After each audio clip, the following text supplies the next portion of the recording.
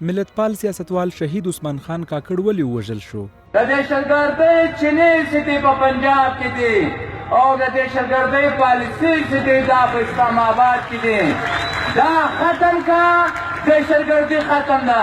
موږ پر ډیورنډ لاین باندې پاسپورت نه منو. موږ پر ډیورنډ لاین باندې ویزه نه منو. ډیری پښتانه سیاستوال او فعالان وایي د شهید عثمان خان کاکړ د وژلو لامل د افغان وطن سره مینه او د پاکستاني پوځ او ریاست د نارواو او ظلمونو پر وړاندې په ښکاره او واضحه توګه درېده نه وه. دا پښتون افغان تاریخي دشمنان یواره بیا افغانستان په وینو رنګېدل غواړي.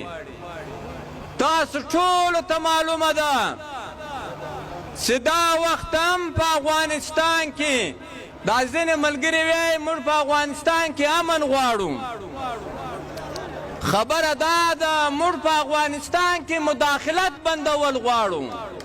چې مداخلت بند سي امن خود به خود په هغه ساعت راځي. شهید عثمان کاکړ د محاصرې له وخته د پښتنو د حقونو لپاره سیاست کاوه او بیا له 2015 کال څخه تر 2021 پورې د پاکستان په مشرانو جرګه کې د پښتونخوا ملي عوامي ګوند سناتور و. کله چې نوموړی 2 میاشتې وړاندې د مشرانو جرګې څخه رخصتېده خپل اخرنۍ وینا کې ویل د پاکستاني استخباراتو له لوري ورته پرله پسې ګواښونه کیږي او که په ده او یا یې د کورنۍ په غړي کومه پیښه وشوه پاکستاني یا ایسای اداره به یې ذمهواره وي. شهید عثمان کاکړ تېره اونۍ خپل کور کوټه ښار کې د بېهوښۍ په حالت کې وموندل شو او پرون یې د کراچۍ په یو روغتون کې ساه ورکړه. تر اوسه د نوموړي د مرموز قتل په اړه څېړنې نه دي په ډاګه شوي، خو د شهید کاکړ زوی خوشحال خان وایي پلار یې په قصدي ډول وژل شوی.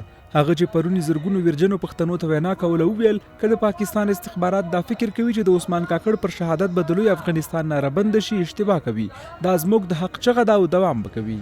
لالا که نن خپل سر ورکړي هغه د دا ورځ لپاره نه ورکړي چې خلک به ما پسې وزاړي، خلک به ما پسې ویر وکړي. هغه به دا ورځ د سر دا لپاره ورکړي چې دا کام به راپورته کېږي. خپل ازادي به غواړي، د لوی افغانستان خودمختاري به غواړي، د مظلوم مقاومت د هغوی حق به غواړي. لالا د دا ورځ لپاره نن سر ورکړی دی، د دا لپاره نه دی ورکړی چې نن به موږ ویر کوو، نن به موږ غم کوو، نن به موږ اوښکې تویو. نه موږ یې نه تویو، موږ نور مضبوط یو، موږ نور سرونه لرو، موږ نور وینه تویولی شو.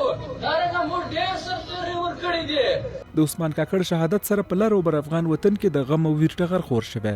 د پښتنو سیاسي ګوندونو، سیاستوالو، فعالانو، ځوانانو او د هر فکر خاوندانو د نوموړي په شهادت د ویر لیکنې کړي او هغه د پښتون قام رښتینی او نه تکرارېدونکی بچی یاد کړی. ولسمشر محمد اشرف غني، پخواني ولسمشر حامد کرزي، اسلام آباد کې پخواني افغان سفیر عاطف مشل، افغان ډیپلوماټ عبدالغفور لیوال او لسګونه نورو افغان سیاستوالو د نوموړي مړینه د افغان وطن لپاره لویه ضایعه ګڼلې. ولسمشر غني ویلي شهید عثمان کاکړ افغانستان کې د پردیو د لاس وهنو سخت مخالفت کاوه. د کوزي پښتونخوا یو مشهور خبريال عدنان بیټني لیکلي پر پښتنو د عثمان کاکړ د لوی غم دراتلو سره د پاکستان حکومت، رسنۍ او پوځ د مشرانو جرګې د یو پخواني سناتور په مرګ ولې خاموش دي.